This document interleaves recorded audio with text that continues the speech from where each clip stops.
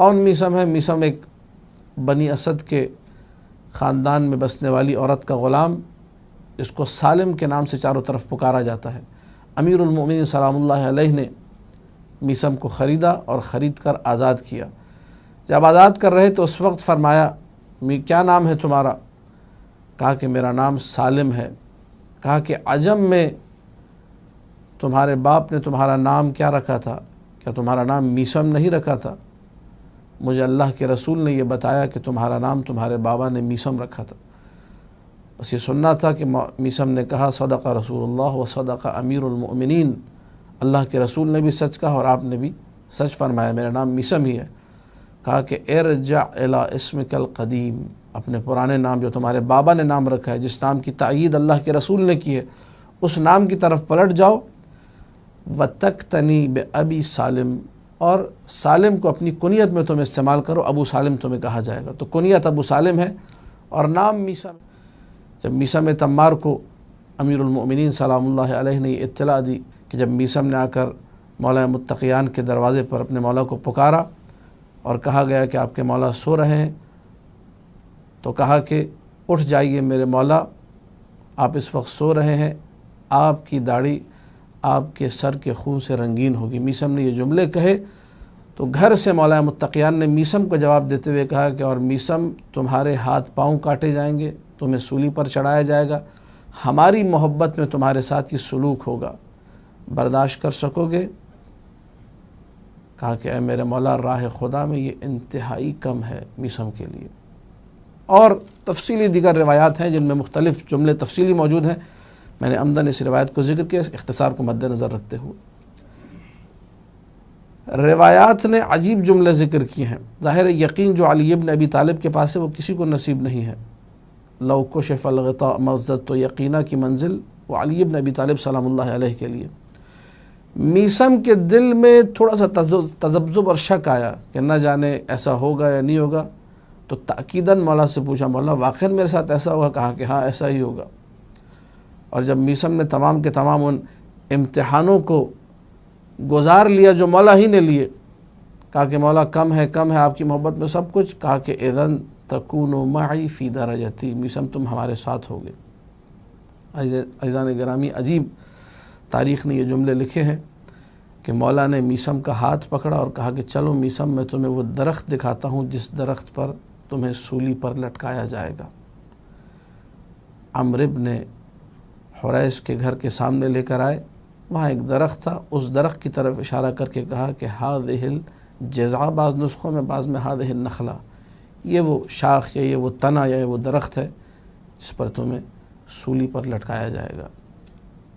مولا متقیان کا یہ جملہ سنا، تمام مورخین نے سنی و شیعہ لکھا ہے، لم یزل یتعاہدھا، مسلسل میسم اس درخت کے پاس جا کر بیٹھا کرتے تھے، وکان یصلی عندہا، دو رکعت نماز اس درخت کے پاس بیٹھ کے پڑھتے تھے۔ تعقیبات نماز میں جملہ ہوتا تھا قد بورکت من نخلۃ لک خلقت ولی غذیت، کتنا مبارک درخت ہے تو، مجھے تیرے لیے بنایا گیا ہے اور تو جو پروان چڑھ رہا ہے وہ میرے لیے پروان چڑھ رہا ہے۔ تاریخ نے لکھا کہ ایک مرحلہ وہ بھی آیا کہ اس درخت کو کاٹ دیا گیا۔ جب کاٹ دیا گیا تو کوفہ کے نجار نے 4 ٹکڑوں میں تقسیم کیا۔ میسم نے اپنے بیٹے کو بلایا اور کہا کہ میرا اور میرے بابا کا نام لے جا کر ان 4 ٹکڑوں میں سے فلانا ٹکڑوں پہ نقش کرو اور کیل ایک ٹھوک دو، نشانی کے طور پر کہ میسم کو درخت کے اس حصے پر سولی پر لٹکایا جائے گا۔ وقت گزر گیا، لوگوں نے دیکھا کہ جب وہ مرحلے قریب آئے، جب حج کے ایام قریب تھے، کچھ لوگ عمرے پر جا رہے تھے، کچھ لوگوں نے حج کا قصد کیا ہوا تھا، ایسے میں میسم نکلنے لگے۔ میسم کو معلوم تھا کہ میری شہادت بھی قریب ہے۔ معرف نامی ایک شخص جاتے ہوئے کوفہ سے اسے کہنے لگے میں جا رہا ہوں، جلد ہی ابن زیاد تمہیں طلب کرے گا اور ابن زیاد تم سے میرے بارے میں پوچھے گا، تو بتانا کہ میں کوفہ کے باہر جلد پہنچنے والا ہوں، میں کوفہ کے باہر تمہارا انتظار کروں گا، تم میرا انتظار کرنا، مجھے لے کر ابن زیاد کے پاس تم ہی نے جانا ہے۔ معرف کو یہ بتا کر میسم گئے ہیں۔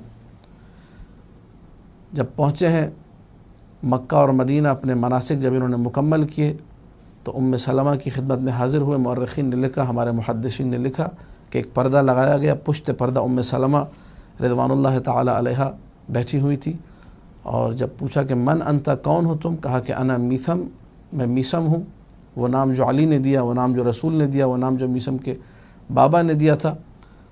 تو فوراً سلمہ نے کہا کہ مجھے وہ جوف لیل، رات کے بالکل وسط کے وہ جملے یاد آ رہے ہیں کہ کان رسول اللہ یوصی بک علی سلام اللہ علیہ، مسلسل رسول خدا تمہاری وصیت کرتے تھے علی کو کہ میثم کا خیال رکھنا، میثم کی سفارش، میثم کی رعایت، یہ بار بار رسول اللہ کی تاکید تھی امیر المؤمنین سلام اللہ علیہ کو۔ امیر المؤمنین کون ہے؟ سید العرب والعجم۔ میثم کو یہ شرف حاصل ہے کہ علی کی غلامی۔ میثم نے سلمہ کے سامنے کہا کہ امیر المؤمنین میرے سردار ہیں، میرے سردار کو وصیت کی اللہ کے رسول نے۔ سلمہ نے کہا صرف تمہارے سردار نہیں، علی میرے بھی سردار ہیں۔ یہ سلمہ کے لیے شرف ہے، محبت اہل بیت، علی کو اپنا سردار کہنا، اور نہ جانے کتنے شرف ہیں جو روایات میں سلمہ کے لیے موجود ہیں۔ اس وقت جس وقت میثم نے حج کا ارادہ کیا اور عمرے کا ارادہ کیا اور پہنچے تھے مکہ اور مدینہ، سن 60 ہجری کا ذی الحجہ تھا، اور چند ہی دن باقی تھے کہ جب حسین ابن علی نے پہنچنا تھا کربلا کی طرف۔ میثم نے پوچھا سلمہ سے کہ میرے مولا حسین کہاں ہیں؟ کہا کہ مولا حسین اس وقت موجود نہیں ہے، وہ گئے ہوئے ہیں۔ لیکن میں تمہیں بتاؤں میثم، یہ سلمہ کے جملے ہیں، کان یکثر ذکرک، حسین کثرت سے تمہیں یاد کرتے ہیں۔ میثم اسے کہتے ہیں جسے حسین ابن علی کثرت سے یاد کریں۔ جیسے ہی یہ جملہ سنا کہا کہ انا اکثر ذکرہ، میں بھی حسین کا ذکر کثرت سے کرتا ہوں۔ روایات طویل ہیں، وقت نہیں ہے میرے پاس کہ کس طریقے سے میثم نے عاشور کی روایتیں لوگوں کو سنائی ہیں واقع کربلا سے پہلے، اور لوگوں کے سامنے یہ کہہ کر گریا کرتے تھے کہ بنو امیہ والے اس دن کو خوشی کے طور پہ منائیں گے، لیکن میں میثم ہوں، میں غلام علی ہوں، میں غلام حسین ہوں، میں گریا کرتا ہوں۔ تو میثم کی ذات وہ ذات ہے جس پر علی کی نگاہ ہے، جس پر رسول کی نگاہ ہے، جس پر حسین ابن علی کی نگاہ ہے، اور اس کا مطلب یہ ہے کہ میثم جو ہے اس پر اللہ کی نگاہ ہے، کیونکہ اللہ کی نگاہوں کا ذریعہ اور وسیلہ یہی ذوات مقدسہ ہیں۔ ان کی نگاہ کا مطلب یہ ہے کہ رحمت اور عنایت الہی میثم کے شامل حال ہے۔ بہرحال میثم جب واپس ہوئے تو اسی مقام پر جہاں پہ مؤرخ کو بتایا تھا میں آؤں گا، وہاں مؤرخ کھڑا ہوا تھا، کہا چلو مجھے لے کر چلو ابن زیاد کے دربار میں۔ ابن زیاد کے دربار میں جب پہنچے، کون ہو تم؟ میں میثم ہوں۔ علی کے پاس اتنا مقام کیسے پایا؟ کسی نے آواز لگائی کہ یہ بہت متقی ہے، بہت عبادت گزار ہے۔ من رب کا، ابن زیاد نے سوال کیا اس مقام پر، کون ہے تمہارا رب؟ جب میثم سے یہ پوچھا تو میثم نے قرآن کی اس آیت کا حوالہ دیا، سورہ فجر کی آیت ان ربک لبالمرصاد، کہ پروردگار ظالموں کی تعقیب میں ہے اور پروردگار ظالموں کی کمین میں بیٹھا ہوا ہے۔ وَأَنْتَ مِنَ الظَّلَمَا، اور تم ظالموں میں سے ہو۔ یہ جملے کہنے تھے، ابن زیاد بوکھلا گئے، اتنی جرأت امیر کے سامنے، بادشاہ کے سامنے۔ فوراً کہا کہ میں تمہیں کڑی سے کڑی سزا دوں گا۔ کہا کہ ہاں مجھے میرے مولا نے بتایا ہے، تم کیسی سزا دو گے؟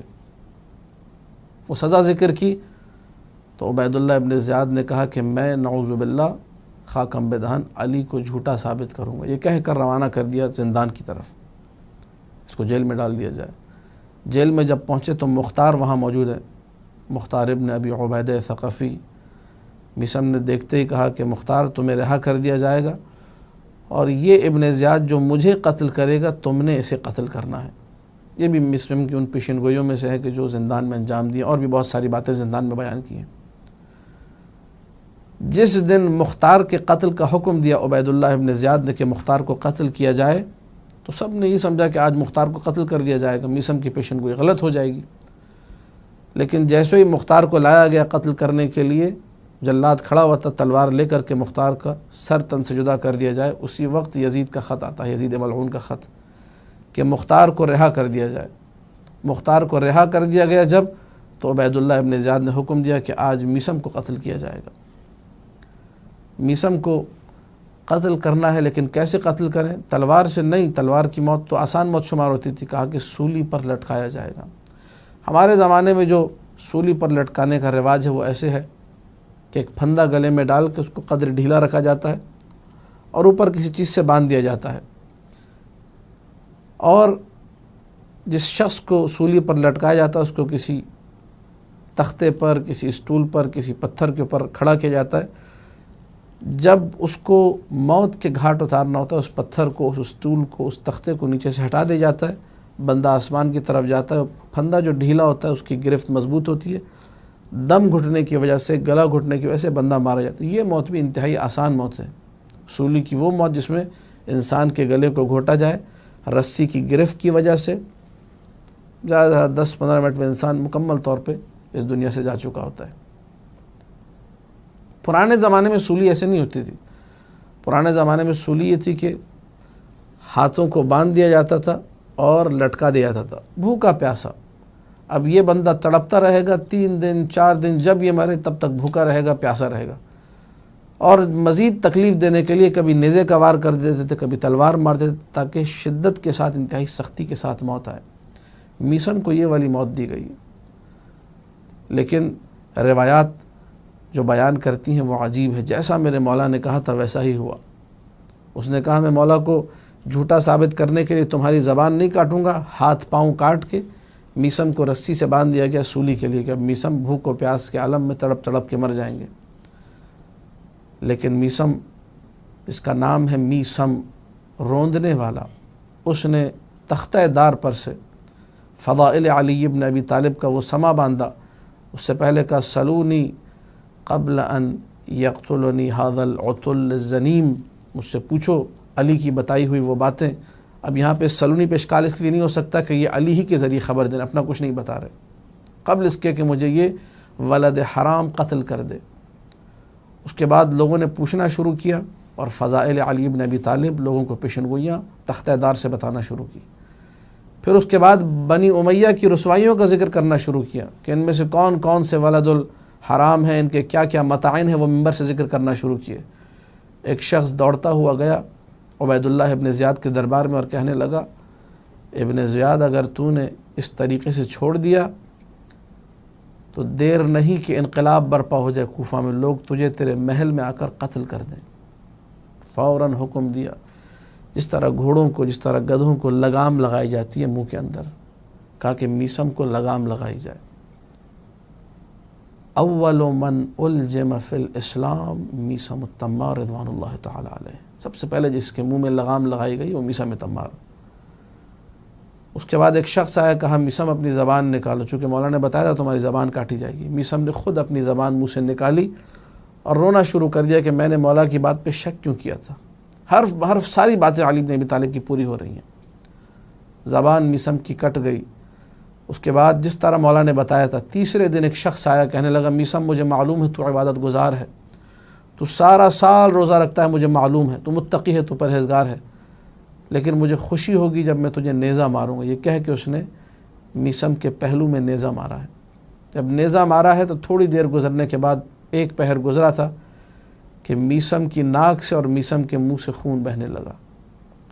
میسم کی ناک سے اور میسم کے منہ سے جب خون رواں ہوا، کچھ ہی دیر میں میسم کی روح پرواز کر گئی۔ ولایت اور براعت، وہ دو پر تھے کہ جو تختہ دار سے میسم نے لوگوں کو دکھائے، انہی کے ذریعے پرواز کر کے اعلیٰ علیین جوار اہل بیت سلام اللہ علیہم میں پہنچے۔ 3 دن کا بھوکا اور پیاسا میسم جب اتارا گیا تختہ دار سے، تو عبید اللہ ابن زیاد نے حکم دیا کہ خبردار کوئی بھی میسم کو دفن نہ کرے۔ 7 سے 8 پہرے داروں کو معین کر دیا، کوئی میسم کی لاش کے قریب نہ جائے۔